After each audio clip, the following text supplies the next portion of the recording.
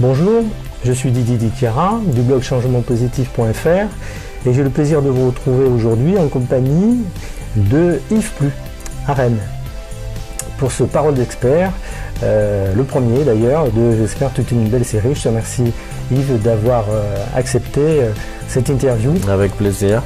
Et de trouver des solutions pour qu'on puisse se rencontrer aujourd'hui.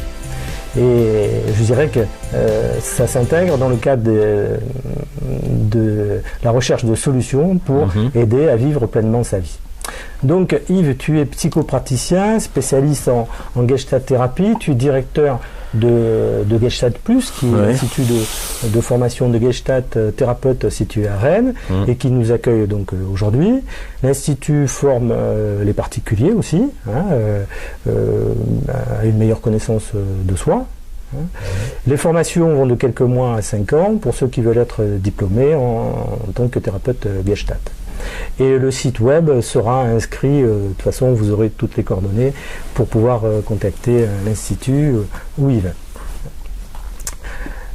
Alors Yves, peux-tu nous expliquer en quelques mots ce qu'est la Gestalt, qui me semble que communément on définit comme le lâcher-prise? Oui. La Gestalt, c'est en fait un courant de la pensée de l'humain, qu'est-ce qu'un humain, comment il fonctionne, comment on peut l'aider. Et donc c'est une thérapie qui remonte déjà aux années 50, mais les prémices démarraient déjà dans les années 40.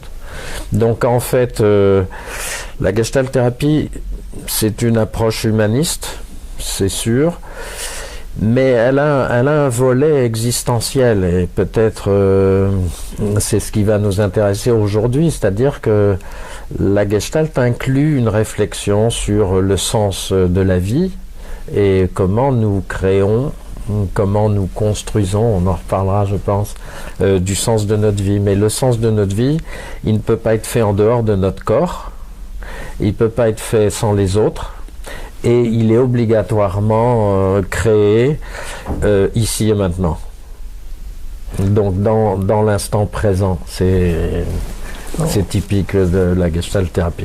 Alors c'est très intéressant parce que là on vient d'énoncer des valeurs et des solutions très fortes pour comprendre le comportement humain, la connaissance de soi et la recherche de solutions pour avoir une vie meilleure. Oui, ou en tous les cas de solutions, ou en tous les cas d'évolution.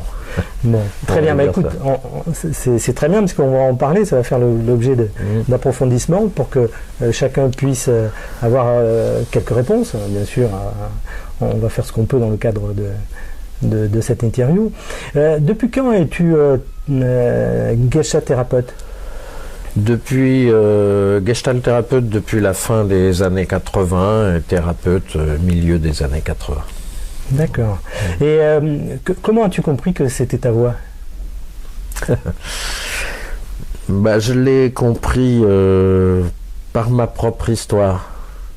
Mais comme je sais que dans le cadre de ces interviews, tu t'intéresses aussi aux confidences, je pense que ma confidence sera ma façon de répondre à comment j'ai su que c'était ma voie. Parfait, écoute, tu te trompes pas. En fin d'interview, je te demanderai une petite confidence, puisque ça fait partie du principe du blog changementpositif.fr que d'accéder à une meilleure vie en pratiquant la confidence que j'appelle moi positive. Oui. Ouais. La question qui me vient, c'est comment nos amis du blog peuvent-ils juger que la Gestalt est faite pour eux? Est-ce qu'il faut des compétences particulières? Est-ce qu'il y a des qualités fondamentales qui sont nécessaires? Non, je pense qu'il suffit de désirer s'observer, désirer se connaître. Et pour nous, en Gestalt thérapie, on ne peut pas le dissocier de connaître l'autre. Donc c'est en fait cette curiosité qui est la compétence nécessaire. Parfois, bien sûr, dans notre pratique, c'est la souffrance qui est la motivation qui a à faire un parcours en Gestalt thérapie pour aller mieux, bien sûr. D'accord. Donc ça laisse quand même une grande ouverture, quoi. C'est-à-dire on peut s'intéresser à la Gestalt Oui, thérapie. parce que la Gestalt thérapie, c'est une méthode psychothérapeutique, mais on utilise aussi l'approche gestaltiste pour le management, pour les ressources humaines, dans le secteur social, à tous les niveaux, on va dire, où vit l'humain, où l'humain travaille. Donc on est bien dans un champ d'application très très large et complètement ancré dans la société. Un champ de connaissance de l'humain et je pense de réflexion sur la place de l'humain et ce qu'il peut faire dans le monde. D'accord. Tu sais que sur le blog changementpositif.fr, on s'intéresse à la façon dont on peut vivre une vie qui nous rend heureux après un événement déstabilisant. Oui. Donc c'est une prise de conscience, un besoin de survie qui passe par la compréhension de ce qui nous fait du bien et la mise en œuvre de changements positifs. À ton avis, c'est assez vaste, hein, mais comment aborder la connaissance de soi ? Peut-être j'ai déjà répondu un petit peu. Ouais. Pour nous, la Gestalt thérapie s'intéresse à comment l'humain est au monde, c'est-à-dire comment nous vivons, quelle est notre façon de vivre, comment on s'y prend. Et obligatoirement, la façon dont nous nous y prenons a à voir avec l'autre et les autres avec lesquels nous vivons. Donc, en fait, c'est cette question-là qui est centrale. D'accord, c'est la relation à soi et la relation aux autres. Oui, mais en regardant notre façon d'être dans le monde. Alors, c'est-à-dire, il y a quelque chose de très particulier à chacun, pas individuel, mais de très particulier. Nous avons chacun un rapport au monde qui est particulier. Et c'est donc cette connaissance-là qui est à acquérir. Et justement, tu parles de rapport au monde qui est totalement personnel. On se doute que c'est l'ensemble de ce qui crée la personnalité d'un individu qui implique ce rapport au monde. Mais on a quand même des traits génériques, généraux, en fonction des sociétés dans lesquelles... oui, bien sûr qu'il y a des changements culturels qui vont être importants. Nous croyons toujours que c'est nous, en tant que personne ou en tant qu'individu. Et pour nous, en Gestalt thérapie, non. On appartient toujours à un système. D'accord. On appartient aussi à des ancêtres. C'est-à-dire on a un profil génétique qui vient de nos parents et de nos 12 ancêtres avant eux, et on le porte dans notre corps. Donc en fait, on n'est pas entièrement libre, on a un bagage. Et puis après, on va développer un caractère, une façon d'être dans le monde en fonction de ce qu'on vit et de ce qu'on a vécu, on va dire. Si on regarde maintenant, on regarde aussi notre histoire. D'accord, c'est intéressant parce que justement, j'avais pensé à une question aussi sur le poids du passé, on y reviendra. Mais dans cet ordre des choses, il y a aussi le fait qu'il y a des événements qui créent la souffrance dans une vie. Bien sûr. La séparation, le décès d'un être cher, la perte de statut social, le problème de santé, le problème d'argent. Tout ne semble pas du même niveau en termes de souffrance, mais ça dépend quand même des personnes. On souffre tous différemment, quel que soit le problème que l'on vit. Penses-tu qu'il y a une différence entre ces différentes causes de la souffrance et dans la façon de gérer la souffrance provoquée par ces événements déstabilisants? C'est-à-dire que la vie contient un programme, on a l'impression, d'épreuves. Et ces épreuves viennent nous percuter parce qu'elles nous dévient de ce qu'on avait envisagé. Donc la maladie, les séparations, ce sont des ruptures. Il y a quelque chose qui se casse dans ce qu'on avait envisagé. Mais en même temps, évidemment que nous allons y réagir, mais nous y réagissons surtout avec notre corps. C'est-à-dire que c'est notre corps qui prend le choc du stress, on va dire, ou du traumatisme. Et bien souvent, nous négligeons cette partie du corps de comment le corps, lui, encaisse, on va dire. Exact. Et donc nous, on essaie en Gestalt de regarder et de donner de la voix ou de donner du relief, c'est-à-dire de s'intéresser à comment je vis dans cette épreuve. Mais les épreuves, ce sont toujours des chances, ce sont des chances qui viennent en habit de travail, qui nous proposent de... peut-être de réviser notre vie et réviser où j'étais parti, qu'est-ce que je croyais, voilà. Donc, alors je dis pas que c'est anodin, et je me suis confronté tous les jours à la souffrance humaine. Mais en même temps, du point de vue de l'existence, ces souffrances font aussi partie de la vie. Le bonheur aussi, j'espère, on peut le gagner, mais il est toujours... comment dire, sensible, il n'est jamais posé pour toujours. C'est vrai que la présentation que je fais de mon blog, où je parle de ma propre situation, qui a quand même un chamboulement assez important, et je dis que j'ai ressenti, la souffrance m'a amené à une vraie douleur psychologique, mais également une douleur physique. Donc c'est totalement ce que tu expliques, et c'est vrai qu'on n'est pas forcément conscient de ça. Mais je dis aussi que on peut s'apercevoir au bout d'un certain temps, si on a fait un certain travail sur soi, et avec les autres aussi, on rejoint ce que tu disais, que de nouvelles opportunités s'offrent à nous. Voilà, l'opportunité de vivre différemment et mieux. Il faut traverser le tunnel, c'est pas tout simple. C'est-à-dire que si on a une souffrance d'un point de vue psychologique, on a aussi une douleur d'un point de vue physique. Et peut-être que nous sommes tourmentés sur la question du sens de notre vie. Donc cette souffrance, elle prend plusieurs formes en fonction, on va dire, de l'étage dans lequel nous sommes. Et justement, en parlant de tout ça, je me disais que face aux événements de la vie, à la souffrance qu'ils provoquent, on touche à des notions très importantes. C'est la confiance en soi et l'estime de soi, qui sont mises à mal justement dans ce genre de situation. Comment évaluer où on en est avec le plus de réalisme possible sur l'état de notre confiance en nous et l'estime de soi? Je constate que souvent quand on va dire un malheur, on va parler peut-être comme ça simplement, un malheur arrive à une personne, il y a un certain nombre de personnes qui se sentent coupables de ce qui leur arrive.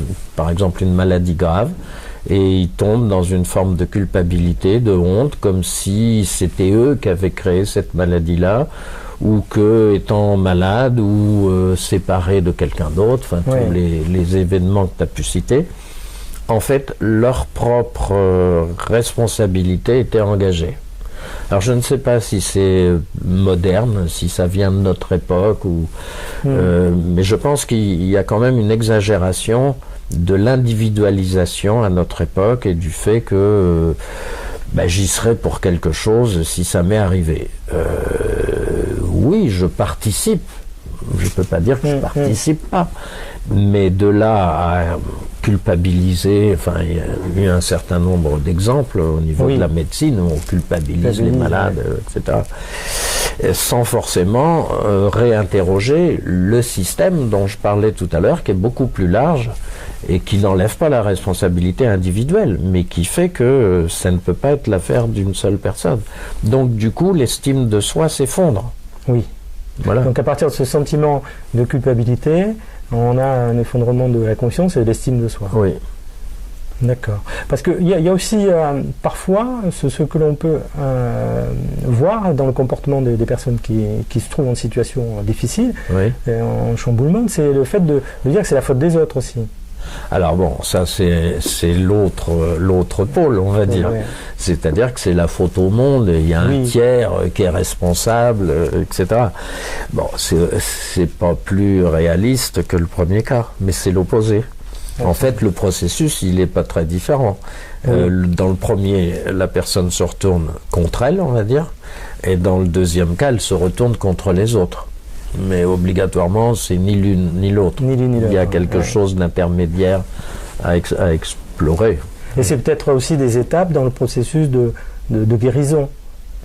Ça peut être aussi des étapes, à la bien fois sûr. la culpabilité, à la fois la responsabilité des autres dans notre souffrance. Après, ça va se mélanger. Et tu mettais en évidence, juste avant, le lien aux autres, l'estime des autres. Oui. Et c'est une différence par rapport à tout ce que l'on entend sur la motivation personnelle, qui est très centrée sur l'individu. À peu près tous les discours qu'on a à l'heure actuelle, c'est vraiment l'individualisme, la façon de motiver les personnes. Et donc, par rapport à cette position-là, tu aurais quoi à dire? Je vais me placer dans ma posture de gestalt thérapeute, c'est-à-dire que pour nous, en fait, l'individu qui pourrait être isolé, qu'on peut manager, dynamiser, etc., ça nous laisse un peu sceptiques. C'est-à-dire que l'individu, en fait, il est toujours avec d'autres.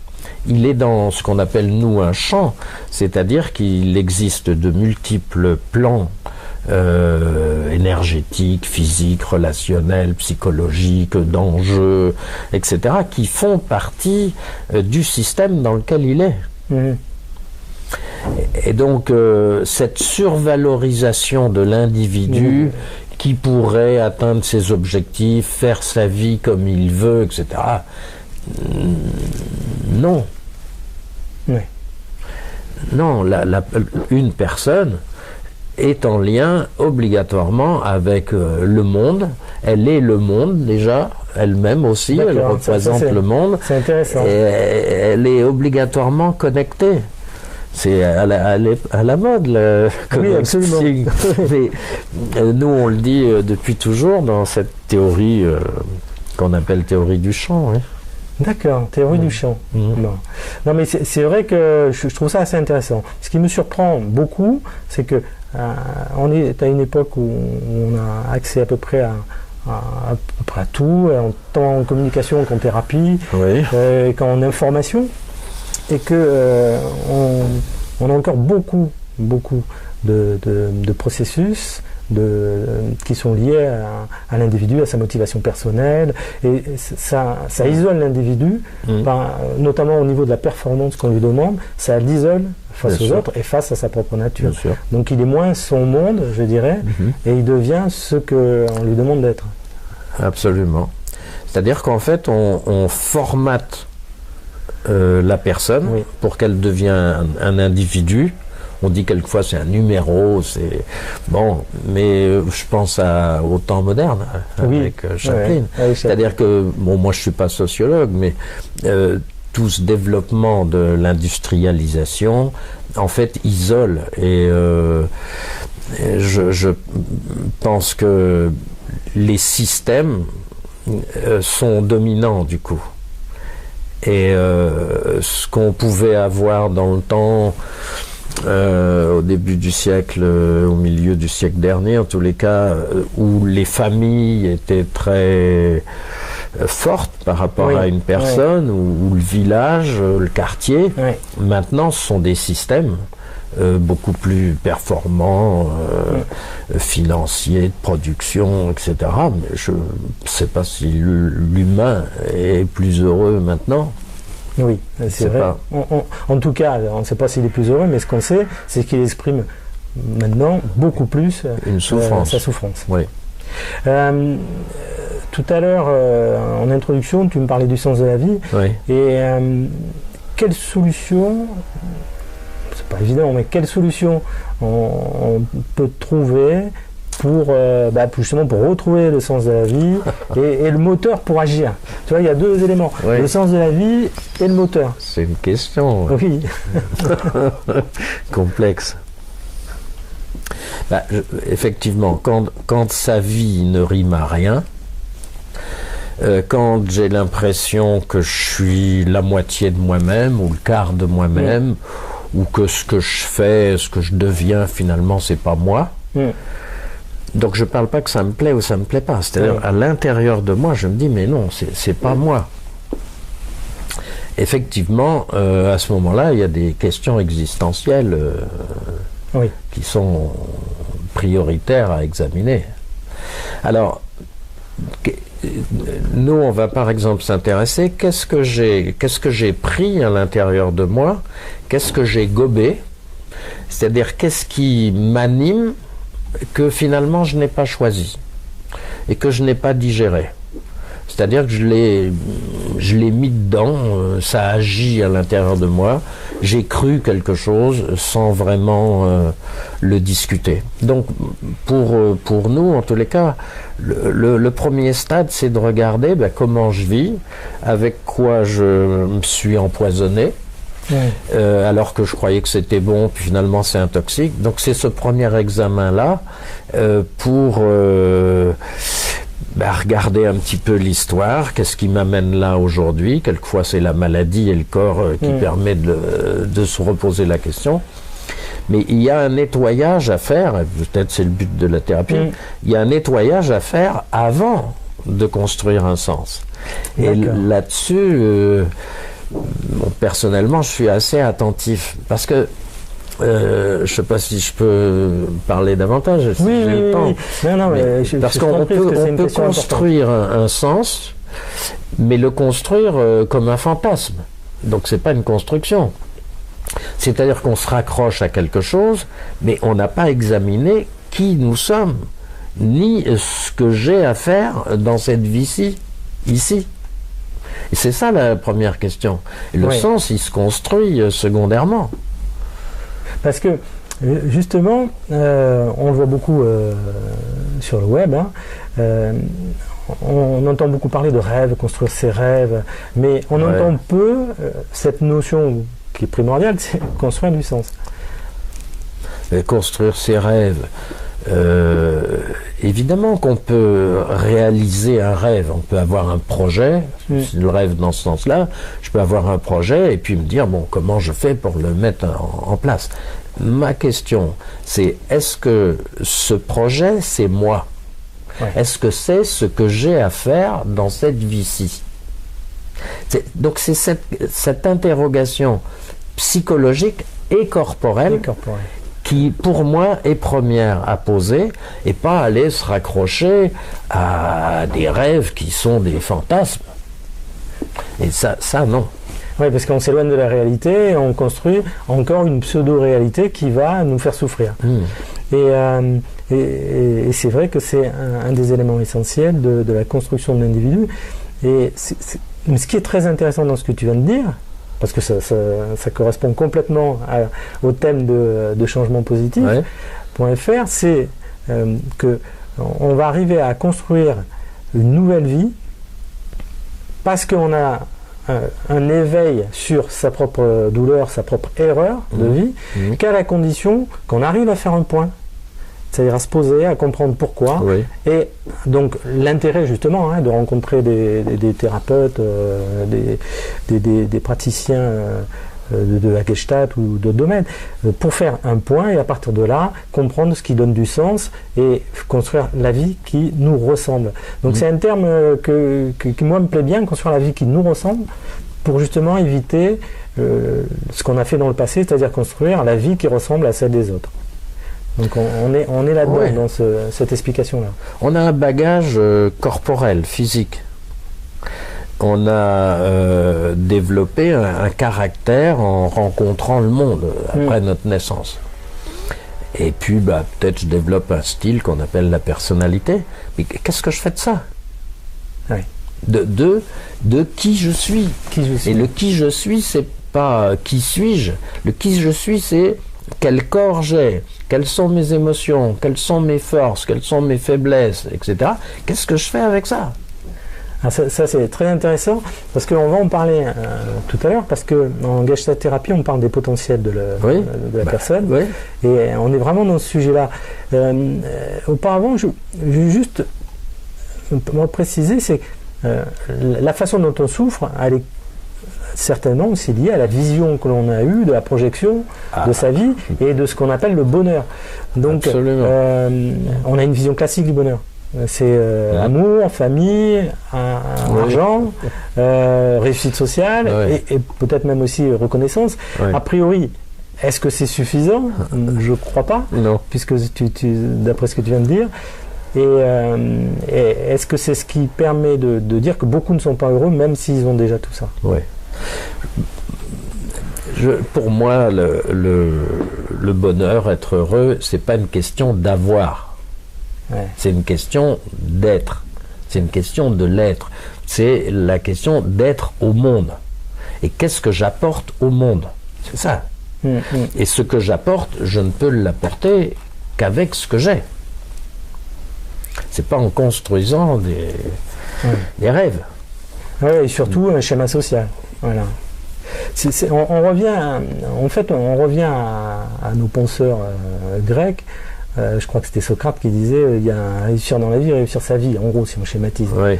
Mais c'est vrai que c'est quand même une philosophie qui est très actuelle dans l'approche du comportement humain et de la souffrance de l'être humain. Quand un enfant naît, il est dans son berceau, tout le monde se penche sur le berceau et chacun lui assigne déjà un rôle. Ouais. On le voit comme s'il ressemble à un tel, etc. Il aura tel caractère, je vois ça dans ses yeux. Tout ça, ce sont des projections. Sauf que ce climat dans lequel l'enfant va grandir va l'impressionner. Je prends le mot volontairement, c'est-à-dire créer une pression à l'intérieur, dans le corps. J'en reviens à ce que je disais tout à l'heure, de ce qu'on gobe tout rond. Ça va pas être dit, mais il va le prendre à l'intérieur de lui. Et peut-être que cette pression de l'environnement, y compris du monde dans lequel il va évoluer, l'école, la cité, le monde, va faire qu'il va devenir finalement quelqu'un d'autre que ce qu'il est. C'est sans doute ton histoire, ça a été aussi la mienne, et que nous avons à réviser ce qu'on a voulu faire de nous. Cette notion, elle reprend le thème de l'identité. C'est-à-dire, quelle identité avons-nous? Et c'est vrai qu'on s'aperçoit que on a les valeurs acquises, bien sûr, mais on a surtout une identité qui est essentiellement celle qu'on a définie. Quand dans une famille, on va dire, les parents disent « Tiens, mon fils, il est timide », ça le rend timide. Voilà, ça va le rendre timide. Bien sûr. Donc, lui, c'est un hyperactif, c'est pareil. C'est-à-dire qu'on va créer des identités qui ne sont pas celles de la personne. Et donc, elle va se développer avec le poids des identités qu'on lui a attribuées. C'est notre chasse en Gestalt. En Gestalt, c'est ça. Chasse c'est vraiment ça. Qu'on appelle les introjections, c'est-à-dire quelque chose qu'on a mis à l'intérieur sans savoir que ça rentrait à l'intérieur. En dehors de notre conscience. Et par rapport à cela, je me pose aussi une autre question, c'est comment apprécier ce que l'on a? Parce que tu vois, c'est un peu le revers de la question, c'est-à-dire on est dans une situation où on souffre, on ne sait pas trop ce qu'il y a, mais on sait que c'est le poids de l'identité que l'on nous a donné, mais ce que l'on a, comment se fait-il qu'à un moment donné on ne puisse pas l'apprécier ou plus rien apprécier? Donc comment apprécier ce que l'on a pour savoir si ça correspond bien à notre vraie identité? C'est vaste, je reconnais.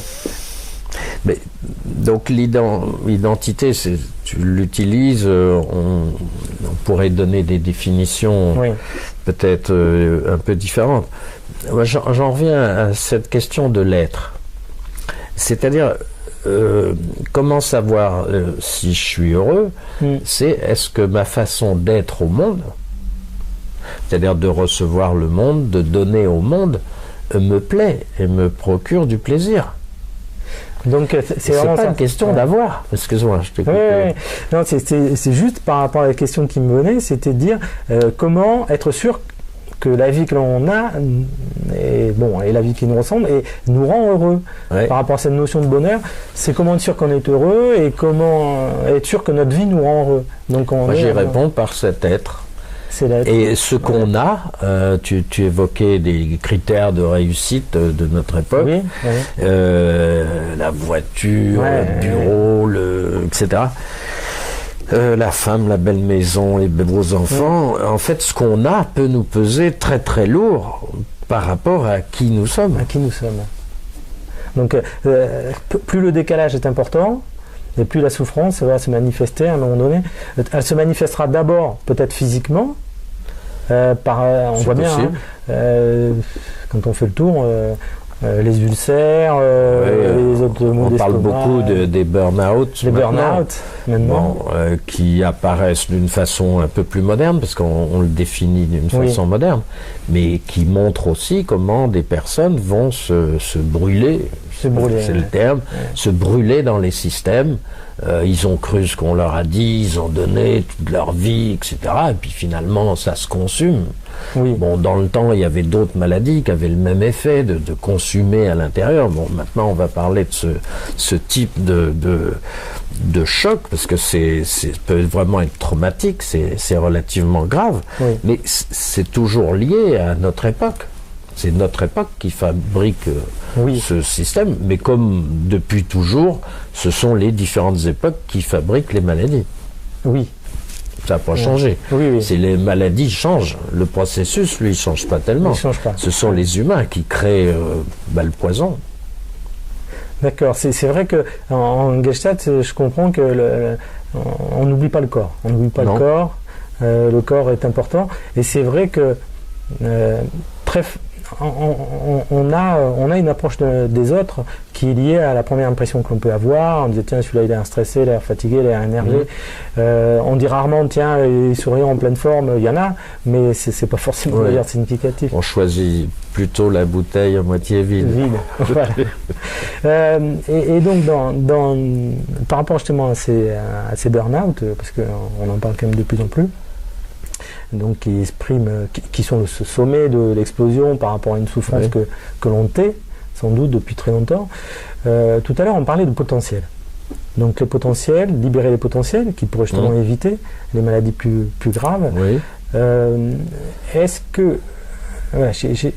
qu'on peut transformer ces défauts en qualité? Est-ce qu'on peut transformer ces résistances en allant vers les autres? C'est ça que j'avais retenu aussi sur la Gestalt thérapie. C'était cette notion de potentiel avec cette transformation-là, le pouvoir qu'on pouvait avoir, soit de transformer. Mais d'abord, comment on prend conscience de ces potentiels? Généralement, ce sont les autres qui nous les révèlent. Donc c'est toujours dans le contact, dans l'échange avec les autres, ou plus fortement, on va dire, la rencontre et l'écoute de l'autre.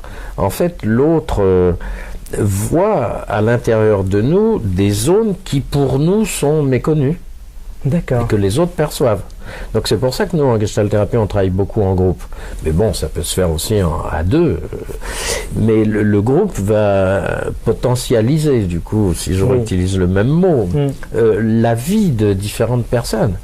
Et donc, est-ce que nos défauts peuvent devenir des qualités? Alors là, je réponds sans hésiter, oui. Et l'inverse. Nos qualités deviennent aussi des défauts. D'accord. En fait, on connaît des expressions comme le revers de la médaille. Bon, dans les deux cas, il y a un revers de la médaille. Un revers de la médaille pour les défauts et un revers de la médaille pour les qualités.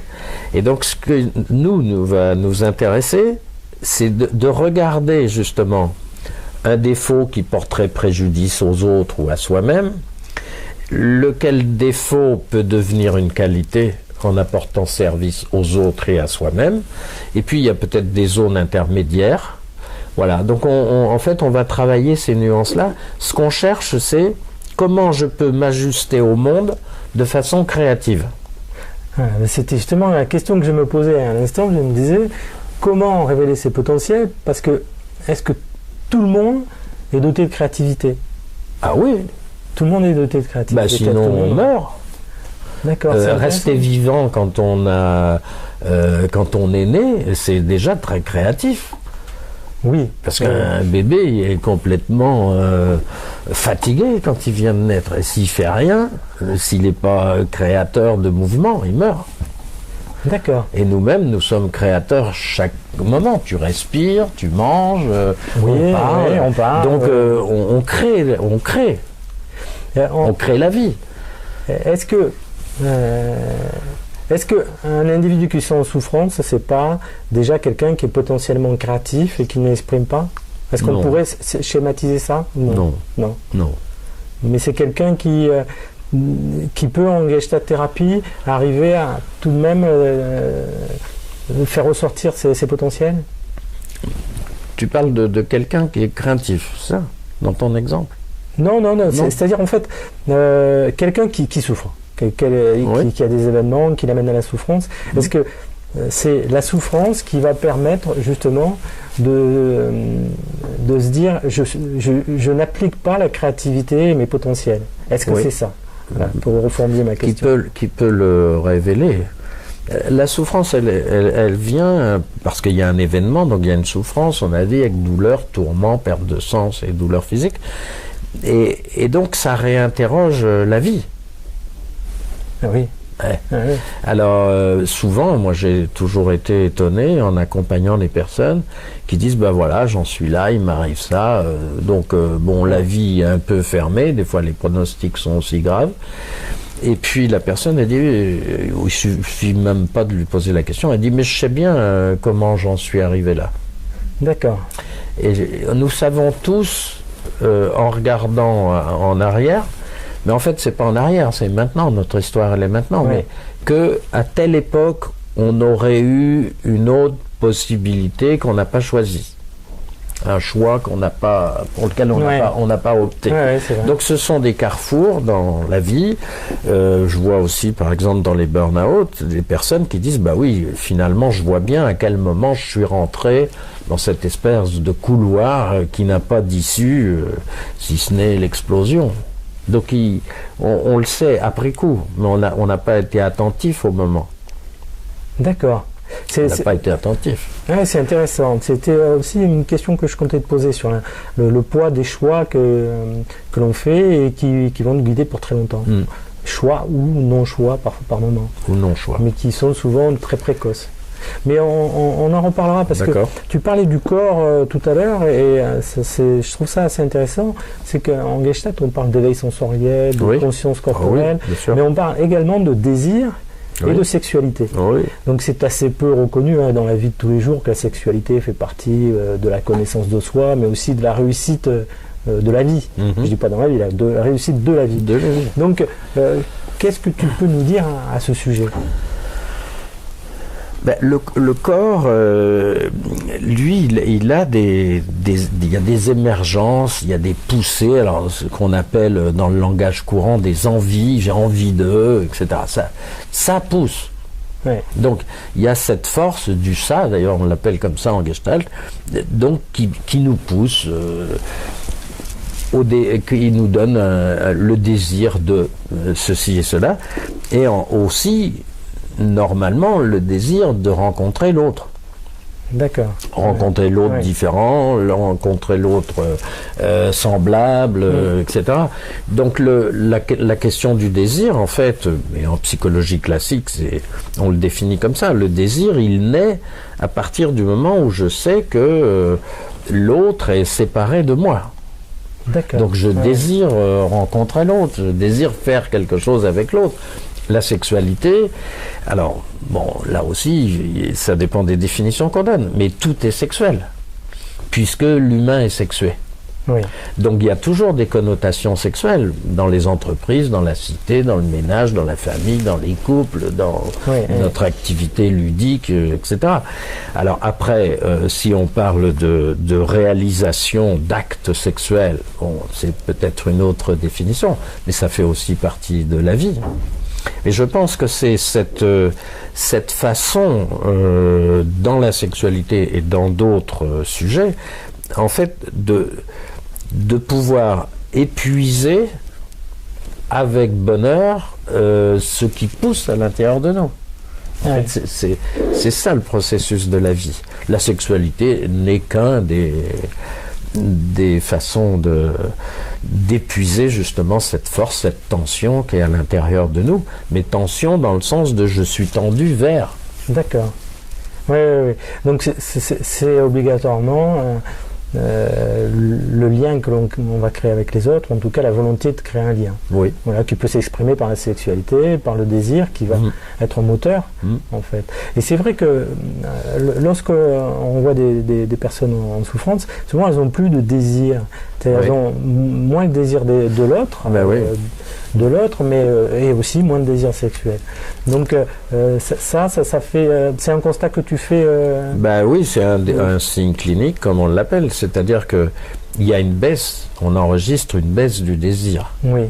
Et la baisse du désir, comme je viens de te le dire, c'est la baisse du désir de tout. Je ne désire plus me lever, j'ai plus le désir de passer une bonne journée, j'ai pas envie de rencontrer mes potes, mes enfants, ils vont se débrouiller tout seuls, etc.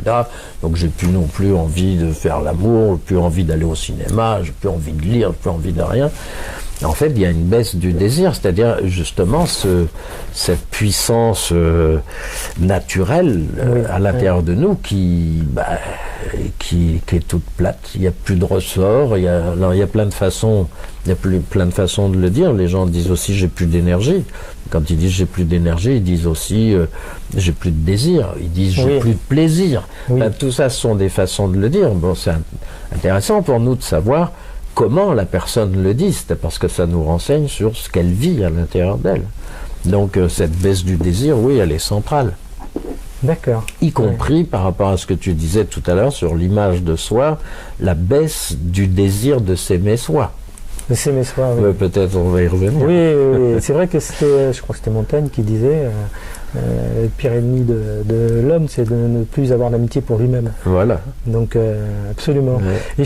Et une autre notion que tu as abordée en tout début d'entretien, c'était vivre l'instant présent. Ouais. C'est-à-dire que la compréhension de soi passerait par la conscience de vivre son présent en priorité, c'est ça ? Si j'attends demain pour faire quelque chose, pendant ce temps-là, je le fais pas. Oui. D'accord. Vive l'instant présent, donc on dit ici et maintenant, en Gestalt, mais cet instant présent, c'est comment, présentement, nous sommes là tous les deux, devant cette caméra, d'autres vont regarder, écouter, etc. Donc on va vivre une multitude d'instants présents, mais dans cet instant présent, toute mon histoire est présente. Maintenant. Oui. L'histoire, c'est pas quelque chose qui date dans l'instant présent. L'histoire, en fait, ce qui nous est arrivé, on va dire en langage comme ça courant, il y a 40 ans, eh bien non, ça n'existe pas en Gestalt thérapie. C'est pas il y a 40 ans. Cette chose vit à l'intérieur de nous depuis 40 ans. Donc, je ne suis pas né il y a tant d'années. Oui. Je nais maintenant. Ou je suis né depuis. Mais c'est depuis que je nais. Toujours. En fait, tout ce que nous avons vécu est toujours présent à l'intérieur de nous. Et l'instant présent, c'est justement cet art, peut-être, parce que c'est pas toujours facile, d'avoir la conscience de qui je suis avec mon histoire. C'est pas la peine de me tromper. Moi-même. Ni d'essayer de tromper les autres. Je vis avec mon histoire. Et tous mes potentiels qui viennent aussi de cette histoire. De cette histoire. Mais l'histoire personnelle, c'est souvent un fardeau. Ça veut dire que à chaque instant, si j'interprète mal ce que tu dis en matière d'instant présent, on a presque l'impression que à chaque instant, j'ai le poids de mon histoire. Oui, tu as déjà utilisé ce mot-là, le poids de mon histoire. Écoute, je ne partage pas cet avis-là. Par contre, je respecte cette sensation du poids de l'histoire que j'ai pu aussi vivre, qui peut encore m'arriver de le vivre. Je pense que nous, les humains, on a tendance à trouver que l'histoire est lourde. Oui. Bon, à certains moments, si on la regarde bien, elle a peut-être été aussi trop légère. D'accord. Qu'on a pris des décisions à la légère, elle pèse peut-être pas assez. Alors, par contre, quand notre histoire contient des souffrances, des douleurs, des choses que nous, en Gestalt, on appelle inachevées. C'est-à-dire des épisodes de vie qui n'avaient pas de sens. Ça n'a pas de sens. Je pense aux enfants battus, je pense à toutes les injustices, etc. Donc ça n'a pas de sens. Ça n'a pas de sens vit toujours à l'intérieur de nous. Et c'est cette histoire qui n'a pas de sens, qui est inachevée, qui pèse lourd. Alors elle pèse lourd parce que l'humain veut réparer ce qu'il a vécu. Il veut faire mieux. Oui, c'est ça. Il veut s'arranger. Par exemple, on sait, avec les théories de l'attachement, que des enfants qui ont été élevés dans des attachements insécurisés, avec des parents peu stables, on va dire, en fait, quand eux-mêmes sont parents, ils font tout ce qu'ils peuvent pour donner à leurs enfants des attachements sécures. Contrairement à ce qu'on croyait en psychologie. Donc il y a chez l'humain cette volonté d'aller mieux, d'être mieux et de donner mieux. Donc ça veut dire je pense pas qu'on répare. On répare pas l'histoire. C'est comme un tableau. On va pas réparer un vieux tableau. Par contre, on peut le restaurer. On peut, avec des vieilles couleurs, garder des couleurs un peu étranges, on va retrouver nos défauts qui deviennent des qualités, etc. Et donc, on peut restaurer notre histoire, mais la seule façon de la restaurer, c'est de la mettre active ici, maintenant. Et le fait de se concentrer sur l'instant présent, justement, pour vivre pleinement cet instant et construire un présent et un futur qui va devenir notre passé d'ailleurs, mais peut-être plus sûr, plus confortable, plus heureux. Comment on peut y arriver alors que la plupart des personnes vont te dire qu'elles ont des milliers de pensées qui les assaillent sans arrêt et elles se sentent harcelées par ce système de pensée. Bien sûr. Donc, ça, est-ce qu'il y a des outils déjà pour...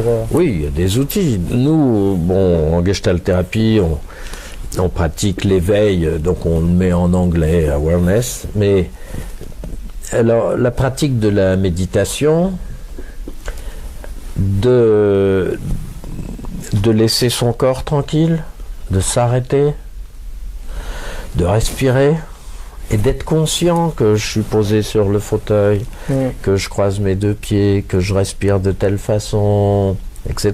C'est déjà énorme.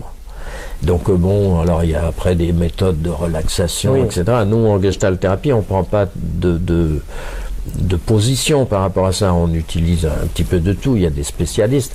Et nous, notre angle de mire, notre mire en tous les cas, c'est de réussir à arriver à cet état où je suis autant centré sur moi que attentif au monde. Donc un gestaltiste, il médite plutôt les yeux ouverts finalement. Et donc c'est cette façon d'être éveillé au monde, mais sans se perdre soi. Donc toujours dans cette navette entre soi, centré, posé ici, on dit jeté là dans le monde. Tu vois, on est jetés là tous les deux, Didier, aujourd'hui. Et voilà, et puis comment être maintenant, dans cet instant, ensemble, à la fois attentif à l'autre et centré sur soi. Voilà. Donc c'est ça notre... alors j'ai pas envie de dire méthode, c'est plutôt quelque chose d'essentiel pour nous. C'est un fil à plomb chez le gestaltiste, on va dire. Et ça renvoie à la relation aux autres. Et je t'ai vu lors d'une conférence expliquée de façon très imagée, c'est une conférence super. Je mettrai le lien d'ailleurs sur le site, parce que c'est vraiment très très intéressant. C'est une expérience en plus importante au niveau du groupe, parce qu'il doit y avoir, je sais pas, 800 personnes. C'est vrai. Donc c'est une expérience intéressante. Et tu imageais la relation humaine à travers le je, le tu, le nous. Est-ce que tu peux me dire en quoi cette notion est fondamentale pour mieux vivre sa vie et puis sa vie en relation avec les autres? Donc on fait référence au Je tue, qui est un livre de Martin Buber et qui est un juif hassidique, rabbin, et évidemment que les créateurs de la Gestalt-thérapie étaient aussi juifs, Et donc, baigné dans cette culture, entre autres, Laura Pearls, et Laura Pearls surtout, a eu des cours avec Martin Buber. Fritz Perls aussi a pu le rencontrer. Et du coup, ce je-tu, c'est la rencontre de l'autre. C'est comment mon je n'existe que parce qu'il y a un tu. Moi, Yves, j'existe parce que toi, Didier, tu es là.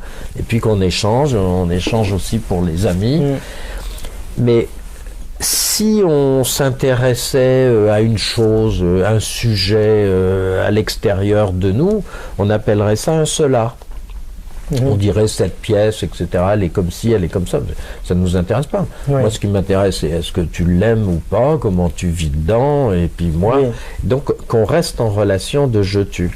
Donc, c'est ces fondements-là qu'on a appelés en Gestalt le contact. En fait, le mot-clé, c'est contact. C'est comment nous sommes en contact, à la fois séparés, à la fois reliés, et reconnaissant l'autre plus que les choses. Le médecin, par exemple, où il regarde son malade, c'est-à-dire ce monsieur-là ou cette dame-là comme un tu, ou il regarde la maladie, et dans ce cas-là, ce sera un cela, et ce sera une relation je-cela, et non pas une relation je-tu. Toi qui as une maladie ou qu'une maladie t'arraude, etc., c'est pas pareil. Voilà, donc en fait, c'est ces références-là.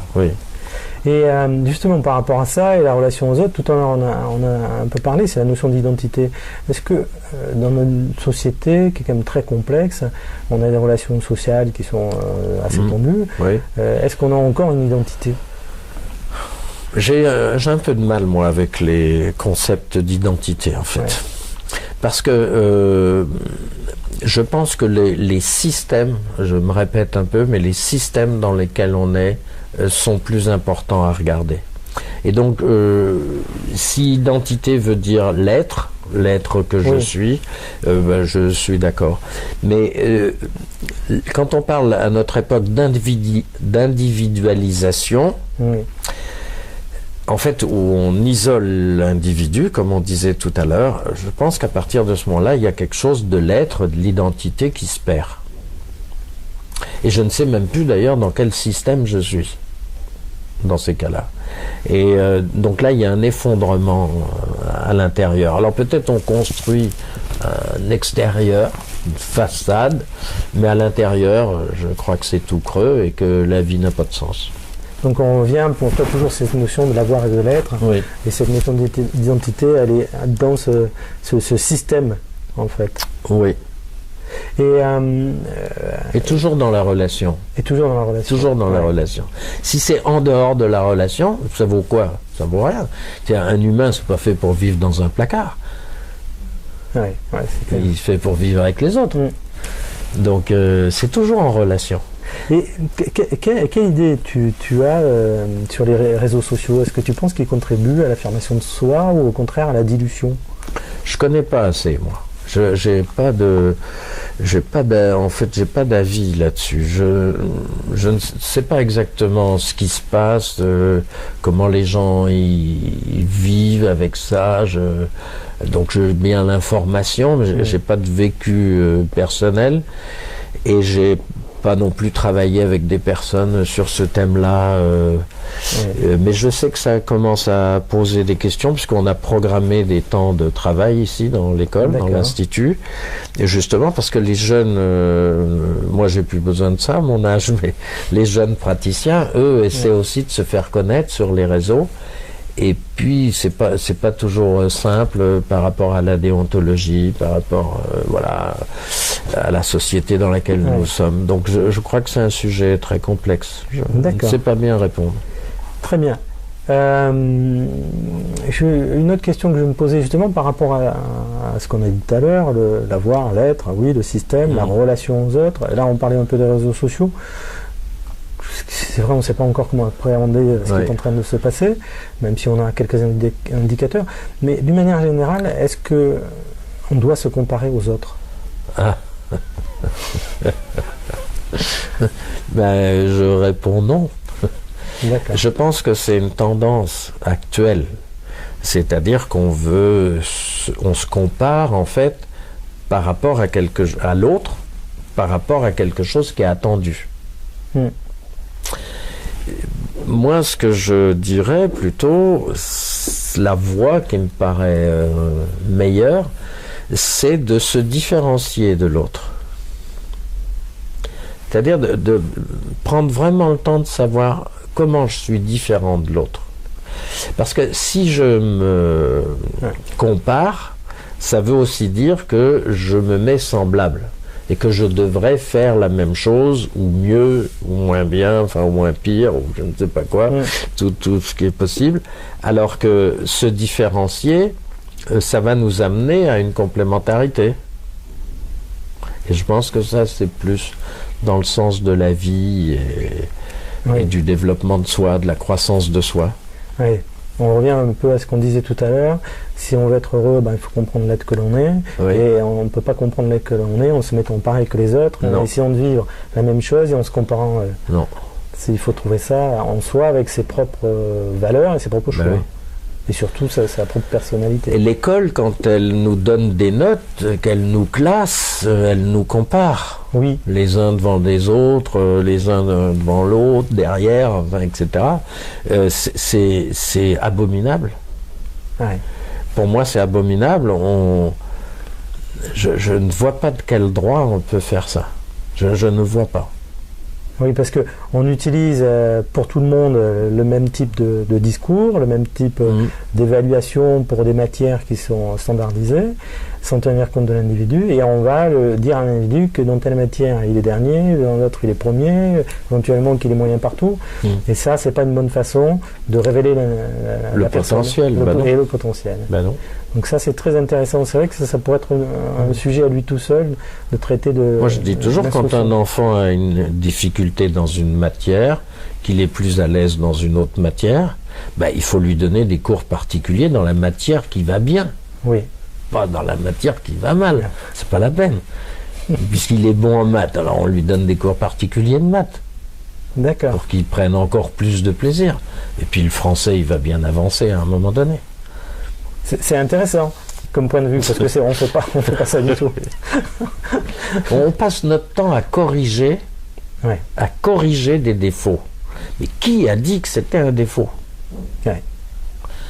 Alors voilà la norme, voilà une norme de système et de représentation du monde qui est un monde qui veut uniformiser tous les individus. Et par rapport à ce qu'on disait tout à l'heure en matière de potentiel et de créativité, c'est sûr que c'est pas la bonne méthode. Non. Ça, alors, par rapport aussi à une autre notion dont on a parlé, c'est les changements positifs, tu sais, ce qui me tient vraiment à cœur. Comment tu définirais, toi, quelle définition tu aurais de cette notion-là, de changement positif? Moi, je sais ce que j'en pense, je t'en ai un peu parlé. Mais toi? Pour moi, le changement positif, c'est de ne jamais oublier que nous allons mourir. D'accord. Et que c'est la mort, le processus de mort et de destruction à l'intérieur de nous qui nous crée en vie, qui nous rend vivants. Donc ça, je pense que c'est une conscience à ne pas... Alors après, mourir quand, etc., tout ça, c'est aussi des questions. Donc pour moi, le changement positif, c'est cette capacité de pouvoir rebondir sur les événements de la vie, de les inscrire dans ma vie, de les réinterroger, de les mettre en dialogue. Pour moi, le dialogue est capital. D'ailleurs, la rencontre avec l'autre, mais la mise en dialogue, comme on peut le faire là. Et tout à l'heure, on va partir, tu seras plus riche qu'avant, et moi, tu vas m'enrichir aussi avec tes questions qui m'obligent à réfléchir, etc. Et donc, même si les événements sont difficiles à vivre, en fait, c'est cette réinterrogation et cette façon que j'ai de transformer créativement ce qui vient de m'arriver. Ah oui. Pour moi, c'est ça le changement positif. Et que... alors, c'est plus facile à dire qu'à faire. je suis bien d'accord, parce que on a un ego, parce qu'on est contrarié, parce que etc. Mais le changement positif, c'est vraiment ce pouvoir que l'humain il a d'ailleurs de pouvoir transformer quelque chose. Et je pense que avec ta recherche et puis tous les voyages que tu vas faire, tu vas rencontrer plein de personnes qui ont transformé des épreuves en chance. Absolument. Voilà, et c'est vraiment ça, c'est transformer l'épreuve en chance. Et ça ne se fait pas avec des fantasmes, ça se fait en s'observant soi, en se reconnaissant soi et en étant à l'écoute des autres. Mais ça suppose aussi qu'on adopte des comportements nouveaux. Oui. Et ça c'est quand même pas facile à acquérir, des comportements nouveaux. Non, c'est pas facile. Oui. C'est pas facile parce que le cerveau humain, à l'époque des neurosciences, on en parle beaucoup. Le cerveau humain, il est fait de différents niveaux. Et le niveau le plus bas de notre cerveau, il a 500 millions d'années. Ah oui. Et notre cerveau émotionnel n'a que 150 millions d'années. Ce qui veut dire qu'il y a eu 350 millions d'années d'évolution. Ouais. Et cette évolution, elle est toujours à l'intérieur de nous. Ouais. Parce que les bébés évoluent aussi comme ça, beaucoup plus vite. Ils n'ont plus les millions d'années, mais ils ont plusieurs mois pour pouvoir évoluer. Donc en fait, nous avons des systèmes à l'intérieur de nous qui font que neurologiquement, nous sommes attachés à des habitudes, à des routines, etc. Et que tout changement nous dérange, même des changements très simples. Nous sommes des mammifères, donc des êtres d'habitude. On aime l'habitude, on aime l'écurie, on aime rentrer le soir, on aime ceci, on aime cela, ou autre chose, mais on a un certain nombre d'habitudes. Les remettre en cause, c'est toujours difficile. D'accord. Mais par rapport à ça, alors, je ne sais pas si je vais employer le bon terme, mais comportement nouveau, pour justement vivre mieux, dans le cadre de changement positif, est-ce que ça signifie qu'on va amener un changement en profondeur de sa personnalité? Est-ce que c'est ça? Est-ce que c'est vraiment le bon qualificatif de dire changer en profondeur sa personnalité ou pas? Est-ce que c'est possible? Je pense que les changements qui sont durables sont les changements qui sont consécutifs à un examen de soi, à une introspection qui a été mise en dialogue avec d'autres. Oui. Et que, en fait, on a à l'intérieur de nous un certain nombre de méconnaissances qui, à un moment donné, se font jour. Et là, hop, il y a une petite lumière qui s'allume, on commence à comprendre quelque chose, comment je réagissais et à quoi je réagissais, et là, oui, je peux enclencher un nouveau comportement, pas avec une force de décision, de persuasion, moi je suis contre ça, mais un comportement qui naît parce que ma compréhension du monde s'ouvre. Et donc du coup, je n'ai plus besoin de l'ancien comportement, j'ai découvert une autre façon de faire. Ça, c'est durable. Parce que c'est une évolution. Parce que c'est une évolution. Parce que c'est vrai que souvent on dit il faut changer. Ah oui, ça je peux dire. Voilà, changer. Et le problème c'est que ça signifierait presque devenir une nouvelle personne, mais si ça dure pas, on peut changer quelques mois, mais ensuite on a un effondrement plus conséquent même parce que ça ne nous correspond pas, parce qu'on n'a pas favorisé l'évolution. C'est un bon exemple ce que tu dis. Si je dis il faut que je change, je dois changer, etc., c'est foutu d'avance. Excuse-moi pour l'expression. C'est terminé. Je n'y arriverai pas, tout simplement parce que ce il faut, je dois. En fait, cet opérateur modal, il indique que je suis en train d'absorber quelque chose qui vient de l'extérieur. Je suis une idée, ce qu'on dit maintenant, etc. Je le mets à l'intérieur de moi et je me donne une obligation. Mais le changement, c'est pas ça. Ça, c'est du formatage. D'accord. Le changement, c'est ce travail interne. D'accord. Qui fait que c'est plutôt qu'on enlève, certains disent comme une plure d'oignon, et du coup, je vois un monde nouveau, puis je m'y comporte différemment. Ça, c'est créateur. C'est-à-dire que Non, on peut évoluer à condition que ça nous ressemble. Oui. Voilà. Si ça ne nous ressemble pas, on va chercher à être quelqu'un d'autre et c'est pas comme ça qu'on va être heureux. De toute façon, parce qu'on ne sera plus dans l'être, dans celui que l'on est, mais dans quelqu'un d'autre. Oui. Donc ça c'est intéressant, parce que c'est vrai que c'est un discours qu'on entend quand même beaucoup, notamment dans tout ce qui est performance, motivation, et même dans certaines thérapies. Oui, il y a aussi un fondamental qui revient beaucoup dans mon environnement, notamment lié au thème du blog, c'est le manque d'amour. Ouais. Même quand on a l'impression que le couple va bien, de façon extérieure, hein, souvent il y a une expression du manque d'amour. Ouais. Et qu'est-ce que tu pourrais nous dire sur la relation intime à l'autre?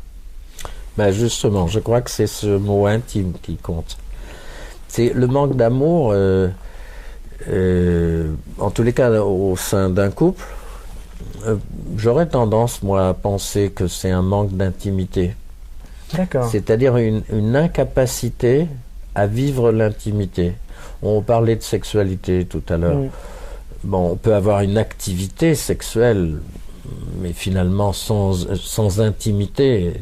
Non, l'intimité, ça veut dire que je dévoile justement le qui je suis. Et je suis curieux de qui est l'autre. Et ça n'a rien à voir avec un acte, c'est vraiment, encore une fois, une question d'être ensemble. Ouais. Et que l'amour, c'est en fait un sentiment. Donc c'est quelque chose que nous construisons. Ce qui veut dire que avant de construire l'amour, cognitivement, il faut que j'éprouve quelque chose corporellement et émotionnellement, dans la proximité, dans l'intimité, et que cette intimité ne soit à la fois ni quelque chose de froid et de distant, ni intrusif. Là encore, on va retrouver des pôles. Donc, c'est cette façon de naviguer entre les deux, toujours un thème de la Gestalt, de mais comment je fais. Et je pense que, et là je peux, en parlant, je fais référence dans ma tête à des accompagnements que j'ai pu faire de personnes où vraiment, en travaillant cette question de l'intime, cette capacité à être intime que tous les humains n'ont pas, eh bien, enfin, n'ont pas forcément donné, des fois ça a été interdit, il y a des milieux dans lesquels c'est interdit. On est quand même dans une société où il y a beaucoup d'interdits et on confond intimité, sexualité, enfin bon, il y a des douces confusions et des brutales confusions. Et donc tout ce travail-là de l'intime est hyper important. Et justement, comment est-ce qu'on peut créer un climat de confiance dans les domaines intimes, sociaux, professionnels, c'est sans doute très différent, alors qu'on est en souffrance, on est en plein doute, on est en souffrance. Alors là, je crois que c'est pas facile, parce que quand il y a ces doutes, ces souffrances dont tu parles, et on va se référer à ce qu'on disait tout à l'heure, cette baisse du désir, en fait, il y a quelque chose qui s'effondre à l'intérieur, je n'ai plus la force de rencontrer l'autre. Donc je pense que cette énergie qui est absente doit être restaurée avant d'aller à la rencontre de l'autre, sinon je suis trop vulnérable. Il suffit que je tombe sur une personne, pas forcément mauvaise, mais maladroite, et ça va devenir un échec, une souffrance en plus, etc. Ce qui se passe par exemple dans des situations qui se renouvellent, où ce qui est inachevé va se répéter, etc. Oui, la notion de répétition, de ce qui est pas... la douleur. La notion d'inachevé est très intéressante. Oui. Elle paraît très très importante parce que justement, elle a l'air d'expliquer tout ce qui peut se répéter, arriver sans arrêt, et les schémas répétitifs. Par rapport à ces schémas répétitifs, est-ce qu'on peut être heureux sans changer? Tout à l'heure, on disait le contraire, attention, on ne va pas changer, mais à rester celui que l'on est, mais est-ce qu'on peut être heureux sans changer, quand justement on est dans une situation de souffrance?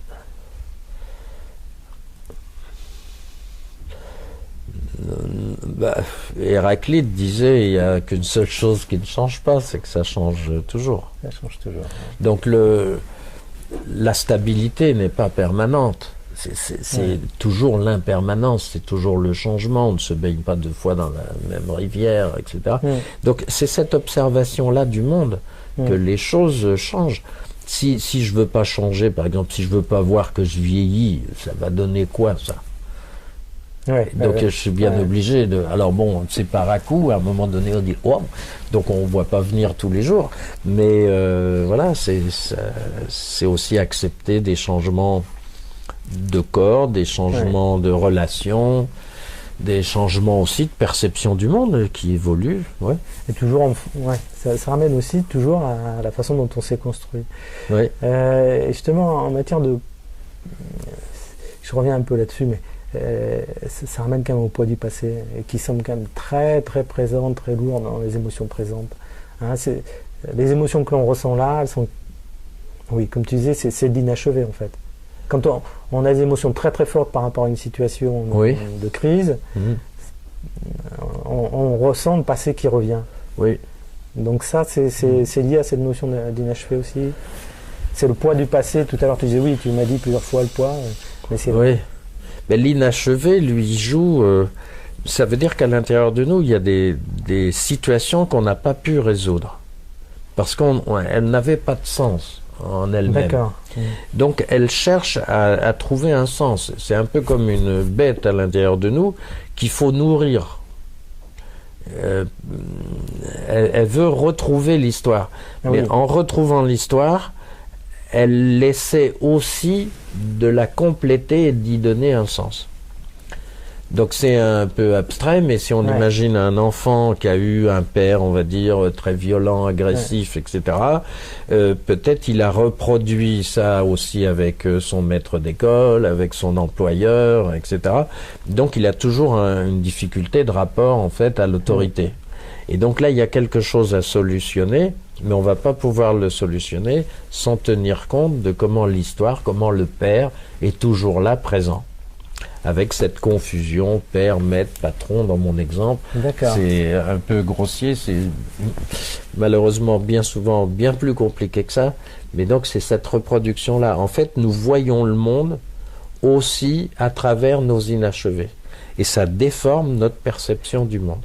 C'était justement la question qui me venait, c'était la souffrance du passé, elle apporte un fond de fonctionnement à l'individu. Et qui distord, on va dire, la réalité du monde dans lequel nous sommes. Et à partir de là, de cette histoire qui pèse lourd, comme tu dis, je vois le monde d'une certaine façon. Mais c'est pas forcément le monde tel qu'il est. Et ça me ramène à une question, c'est est-ce que c'est une question de génération ou pas? Je crois que tout à l'heure tu disais ça a toujours été. Parce que quand je prends les catégories d'âge de 40 à 60 ans, qui ont une bonne situation, des signes extérieurs, je dirais, de réussite, elles n'ont pas l'air très bien, de bien vivre leur présent en tout cas. Il y a un mal-être qui apparaît. Est-ce que c'est dans le même contexte? Je pense que cette période est délicate, la période de la quarantaine. La vie est faite de cycles, donc on sait biologiquement, psychologiquement qu'il y a des cycles, etc. La quarantaine, les traditions des Nord-Amérindiens disent que la vie commence à 44 ans. Voilà. Donc avant, ce n'est qu'un entraînement à se réaliser soi. Et donc justement, cette découverte de soi, elle est tardive, elle n'est pas forcément à 20 ans. C'est aussi toute la vie qui nous permet de nous orienter. Et cette période, en fait, de 40-60, c'est aussi une période charnière de la vie. Et je pense que on est dans un monde où on dit, mais normalement à 40 ans, je devrais avoir réussi, et puis finir tout. Mais bon, c'est pas apparemment ce qu'ont décidé les entreprises et la production, parce que après 40 ans, il y a beaucoup d'emplois menacés, ce que je trouve vraiment particulier. Je sais, c'est pas mon métier, mais il y a aussi quelque chose là qui va pas. Mais psychologiquement, après 40 ans, la vie s'oriente jusqu'à 60 différemment. Alors, je pense que c'est une période où on peut en profiter pour ne pas se regarder, c'est-à-dire passer à côté de soi, ou au contraire, en profiter pour se regarder, puis c'est pas toujours facile. Parce que justement, par rapport à ce que tu viens de dire, et ce qu'on a dit précédemment, l'éducation. On a parlé tout à l'heure d'éducation, des choix. Est-ce que l'éducation qu'on a reçue, qu'elle soit culturelle, religieuse ou autre, et les choix que l'on détermine dans le jeune âge, est-ce que, je pense que tu vas me répondre non, en tout cas j'espère, est-ce qu'ils sont irréversibles? Surtout quand on arrive à 40 ans, comme tu dis, quand on a la possibilité de se regarder vraiment. L'environnement veut toujours faire quelque chose de nous. D'accord. Donc nos choix ne sont pas parfois des choix. C'est-à-dire je choisis d'obéir à tel conseil ou telle direction. Donc on fait quelque chose de nous.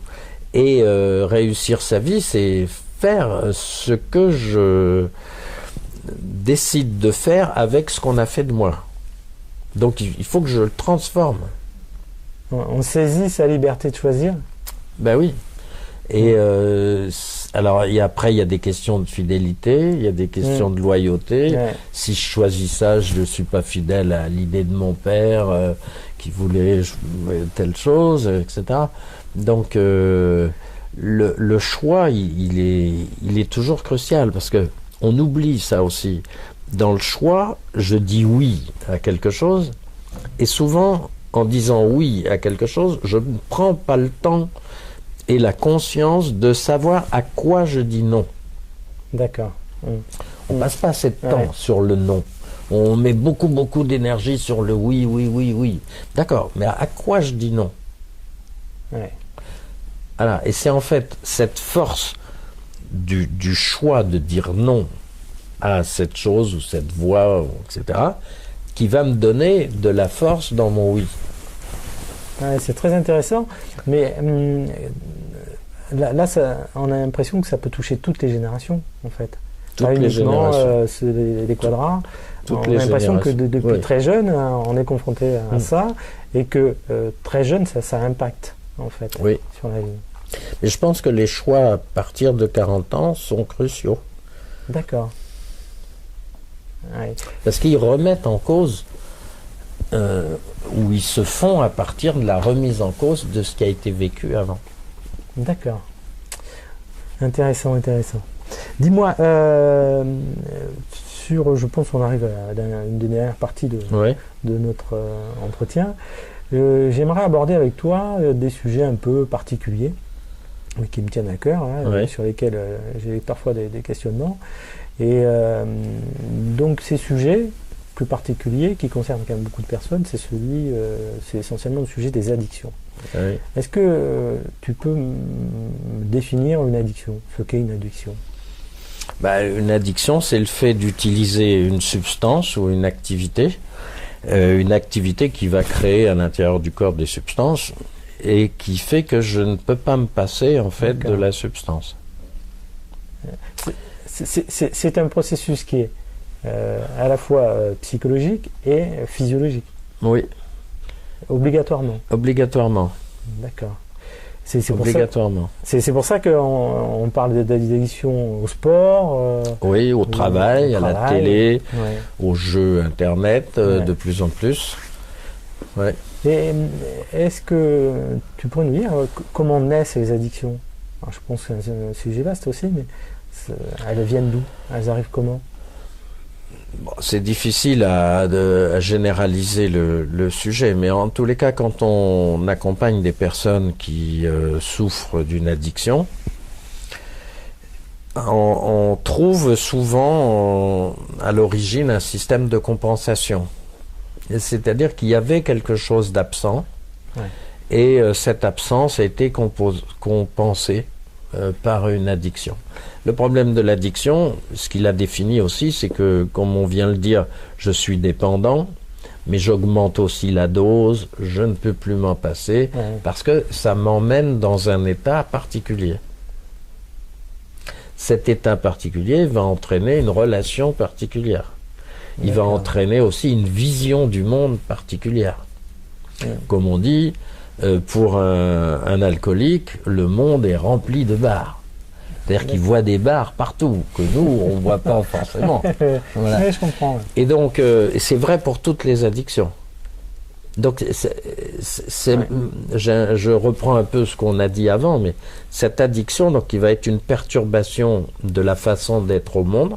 C'est-à-dire, je ne peux pas être au monde, on va dire, spontanément. Il me faut une substance pour pouvoir vivre, mais du coup, tout va se distordre.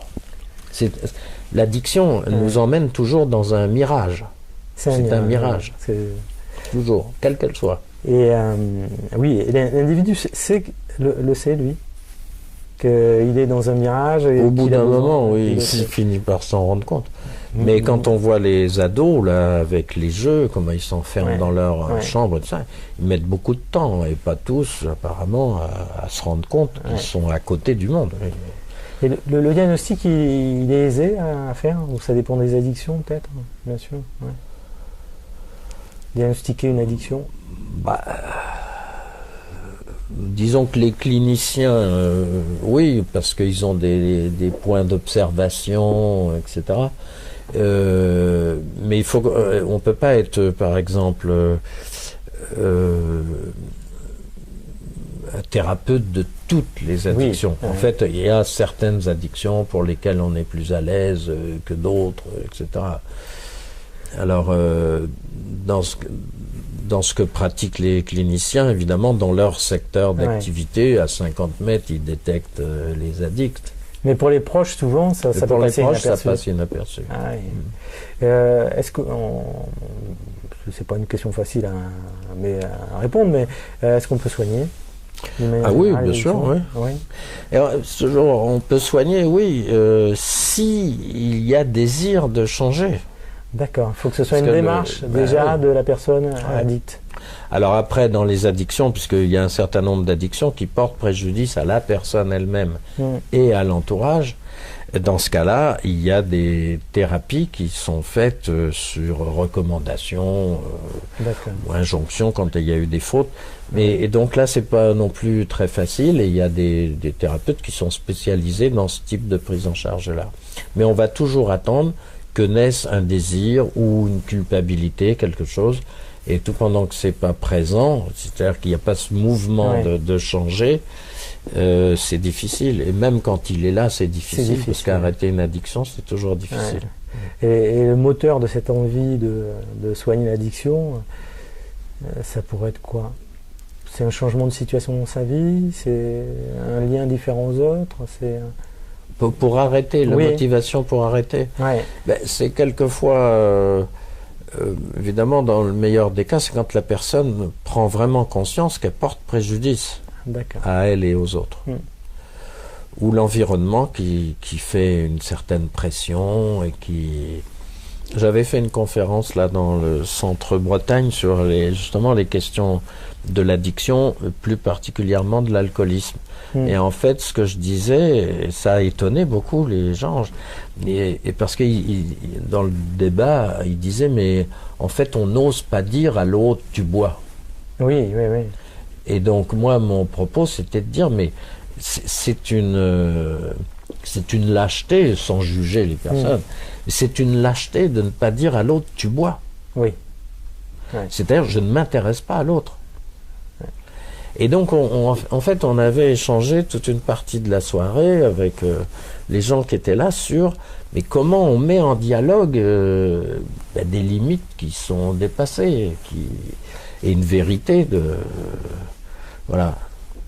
Il y a un autre domaine qui est assez proche, et en tout cas il fait partie de ces sujets un peu spéciaux, c'est parce qu'il touche beaucoup d'adolescentes et d'adolescents aussi, mais également des personnes adultes, beaucoup de femmes après, plus que d'hommes, c'est la boulimie, l'anorexie. Oui, je te voyais.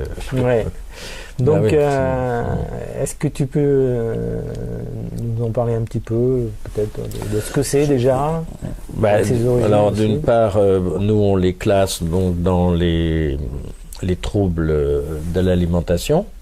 Ouais. Alors après, on peut dire, ben oui, il y a dans ce trouble d'alimentation, finalement, il y a une forme qui ressemble un peu aux addictions, c'est-à-dire que la personne ne peut pas s'empêcher de manger beaucoup ou de ne pas manger du tout. Manger beaucoup, boulimique, ne pas manger du tout, anorexie. Bon, alors, c'est pas notre sujet de rentrer dans ces points techniques-là, mais ce qui va se passer, tu parles des adolescents.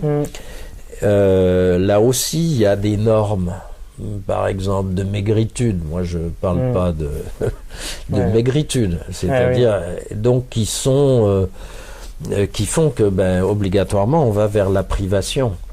Le problème, c'est que en se privant, l'ado, en fait, modifie quelque chose biologiquement dans son corps. Donc il y a une série de réponses des différents organes. Parce que l'humain, il n'est pas fait pour pas manger. Et c'est ces réponses d'organes qui font quelque chose de très compliqué au bout du compte. Et là, on va parler de maladie. Donc on y va quand même très vite. Et c'est le corps qui ne peut plus vivre. Donc ça, c'est vraiment dans le cas de l'anorexie. Dans la boulimie, donc c'est différent parce que là, c'est le besoin de se remplir, le besoin de boucher un vide, boucher un creux, c'est souvent des choses qu'on entend. Mais là aussi, c'est dramatique, c'est-à-dire qu'il y a une impulsion à manger. Alors, il y a différentes formes, c'est un peu particulier. Et il peut y avoir les deux aussi, la boulimie. Alors, donc, il y a un trouble aussi qui consiste à alterner. C'est-à-dire qu'il y a un épisode boulimique, qui est un épisode très souffrant. Après, il y a une saisie, et sans doute un il faut que j'arrête, etc. Et boum, on rebascule dans la privation, l'anorexie, et donc ça va osciller entre les deux. Je pense que c'est terrible comme souffrance. Et donc tu essaies de donner un petit peu des causes, notamment chez les adolescents, en disant ils sont un peu, entre guillemets, victimes de la mode. Oui. C'est vrai que l'image... Je pense que ça joue, oui. L'image qu'on propose maintenant à la télévision, au cinéma, c'est vrai que les ados sont très concentrés sur le paraître et non pas sur l'être. Et c'est vrai que c'est sans doute un moteur important dans ce genre de souffrance et de maladie. Est-ce que ça peut aussi avoir un lien avec les enfants maltraités ? C'est-à-dire le fait d'avoir été maltraité en enfance et amené à ce type de comportement ? Je ne saurais pas vraiment répondre. Ce que j'ai envie de te dire, c'est que un enfant maltraité ou la maltraitance des enfants, ça peut conduire à n'importe quelle difficulté de la vie. Et c'est jamais un bon départ, comme on dit. Et que ça m'attriste quand on parle de ça. Mais alors, toutes les complications sont possibles. Un enfant, il est fait pour être aimé, il est fait pour être sécurisé. Voilà, donc. C'est important. Je pense que c'est un sujet. Je reviendrai te voir pour ce sujet-là sur l'enfance, de façon à ce qu'on réfléchisse un petit peu, parce que c'est un sujet important. Pour construire la société de demain, il faut vraiment qu'il y ait de l'amour. Je me posais aussi, tu en as quand même un peu parlé là, sur le comportement de l'anorexique, mais dans sa vie courante, dans son rapport aux autres, pas les moteurs, mais les attitudes et les comportements, on est quand même dans quelque chose de très très particulier quand on a ce genre de problème. Oui, on est dans quelque chose de très particulier parce que ces troubles alimentaires créent une pression sur les autres, mais beaucoup plus l'anorexie. Donc en fait, ça crée une pression. On parle même de comportement tyrannique. C'est-à-dire qu'en fait, la personne qui ne mange plus a beaucoup de pouvoir sur son environnement. Elle inquiète son environnement. Les personnes boulimiques souvent se cachent. Donc on les voit peut-être moins. Mais la personne anorexique, elle le montre déjà avec son corps, souvent maigre, son corps qui souffre, quelquefois les complications, comme on l'a dit. Alors du coup, il y a cette pression sur l'environnement qui est très très forte. D'accord. C'est vrai que c'est un point important qui semble quand même dire beaucoup de choses, la tyrannie sur l'environnement. Est-ce que... Mais la personne ne le décide pas. Hein. C'est pas un processus de je vais... D'accord. C'est quelque chose qui se fait comme ça. Et par rapport à ce qu'on disait sur les addictions, est-ce qu'on peut faire un lien entre l'anorexique et l'addiction? Oui. Moi, je le ferai pas parce que je suis pas assez spécialisé dans ce créneau-là.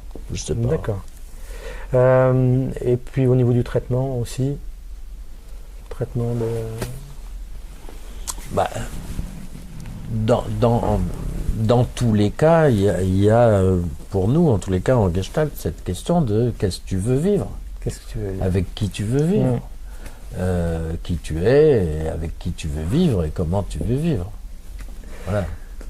Très bien. Écoute, Yves, moi ce que je comprends après cet entretien, c'est que la Gestalt recouvre un champ très étendu de la connaissance de l'être humain. Qu'est-ce que tu voudrais transmettre à nos amis là, qui nous regardent et nous occupent pour qu'ils mettent en place les changements positifs pour vivre une vie heureuse et, comme on disait tout à l'heure, qui leur ressemble? Qu'est-ce que tu pourrais leur dire? Oh, je pourrais dire s'arrêter, prendre le temps de se poser, de respirer, ce qu'on a dit tout à l'heure, et puis de prendre le temps d'observer le monde avec une curiosité de fond qui est mais qui est l'autre, où suis-je, qu'est-ce qui se passe et qu'est-ce qui se passe dans mon corps, comment mon corps répond en fait à tout ce que j'observe, et avec une curiosité sans le moins de croyances possibles, de préjugés, et toujours un peu comme des yeux d'enfant, des oreilles d'enfant. C'est ça mon conseil. C'est un très bon conseil. Et en matière d'action immédiate, qu'est-ce que tu dirais là tout de suite dire, est-ce que tu pourrais dire, bon, faites ça déjà, ça va être un bon début? Est-ce qu'il y a une action immédiate que tu conseillerais? Oh, une action immédiate,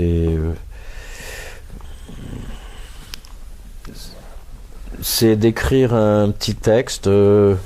Alors, soit je suis une femme qui, voilà, et puis on complète, je recommence, je suis une femme qui, ou je suis un homme qui, et puis d'en écrire plusieurs pages. C'est un très bon conseil. Pour révéler l'être. Ou alors, ce qui serait le mieux, évidemment, c'est de le faire avec quelqu'un et que l'autre dise je suis un homme qui, et j'écoute. Bon. Et on n'entame pas le dialogue, simplement tu dis au fur et à mesure, et toujours je suis un homme qui. Voilà. Et en fait, plus on fait cet exercice-là, plus on va vers cette question de l'intime, de l'être.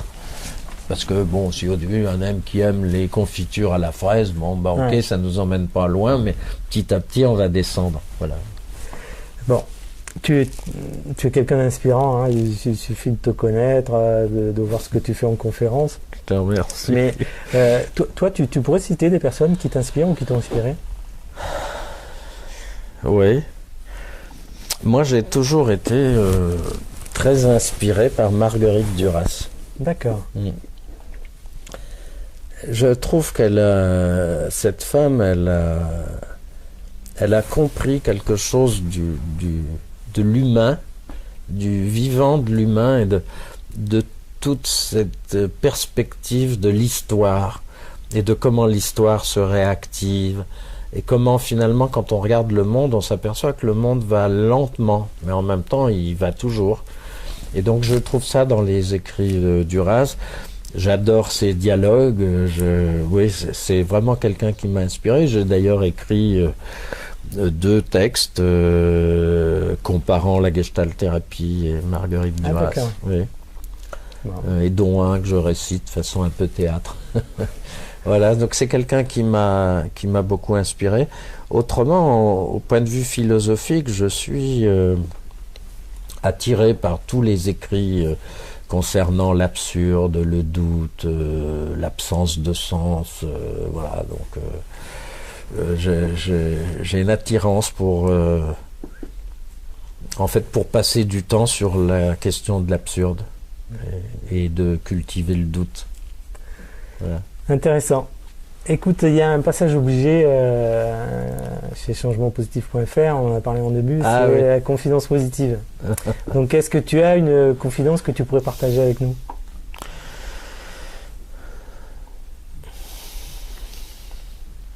Oui, ce que je pourrais partager, puisque la question que j'avais évitée au départ, c'est qu'est-ce qui fait que tu as su que c'était ta voie d'être thérapeute?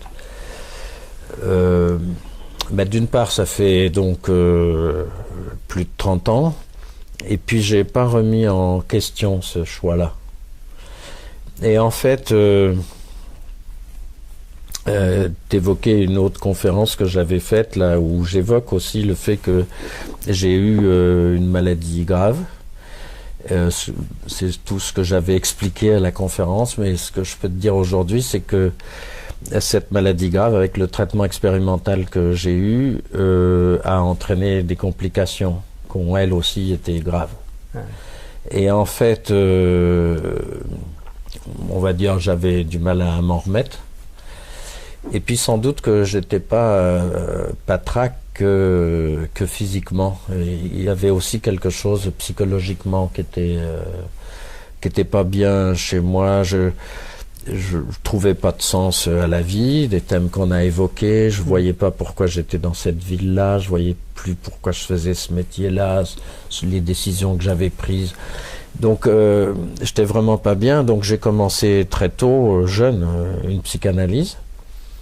Et en fait, c'est ça ma confidence, c'est que c'était difficile. C'était difficile physiquement, c'était vraiment très difficile moralement. Mais mon thérapeute, mon analyste, lui, il m'a toujours aimé. Et pourtant, ça devait pas non plus être facile pour lui, mais il a toujours eu cette présence-là, toujours eu quelque chose, même s'il parlait peu, vers moi. Et ce qui m'a, je pense, sauvé, c'est le fait que j'ai perçu que lui, il avait une foi en moi et qu'il était persuadé que je ferais quelque chose de ma vie, que ce que je vivais, c'était un passage et qu'il y avait autre chose. Et donc il m'a souvent soutenu et j'avais du mal à le croire. J'avais vraiment du mal à le croire. Mais ce qui est sûr, c'est que si lui, il avait perdu cette foi dans cette capacité de l'humain de rebondir, de créer du nouveau, de se trouver soi, si lui il n'avait pas eu cette foi-là et s'il n'avait pas eu ce sentiment pour moi, je serais sans doute pas là aujourd'hui. Ouais, tu penses que ça a été un élément important de la guérison? De ma guérison, mais aussi de la compréhension de qui j'étais et de ce que j'avais à faire. Donc j'ai pas décidé de devenir thérapeute pendant ma thérapie, j'ai changé un peu mon boulot, ma façon de faire. Et puis, petit à petit, ça s'est imposé d'en faire mon métier. Voilà. Et ce qui s'est imposé aussi, c'était de choisir la gestalt thérapie, parce que j'avais fait des parcours dans plusieurs courants. J'aurais pu approfondir dans un autre courant, mais non, j'ai choisi vraiment la gestalt thérapie pour ce qu'on a dit, cette question de la relation, du contact, du vivre ensemble et de dialoguer ensemble. Ouais. Yves, merci pour cette confidence positive. Je crois que oui, c'est quelque chose d'important, de très personnel que tu nous confies aujourd'hui. On te remercie de jouer aussi bien le jeu. Je te remercie pour cet entretien que tu m'as accordé entre deux séances, sans doute. À vous tous, merci pour votre écoute. On se retrouve donc sur le blog très bientôt. N'hésitez pas à livrer vos émotions, votre ressenti, vos questions par un commentaire. Abonnez-vous à la newsletter. Vous aurez de toute façon les coordonnées pour le faire. Et en attendant, appliquez les changements positifs pour vivre une vie heureuse et une vie qui vous ressemble. À très bientôt.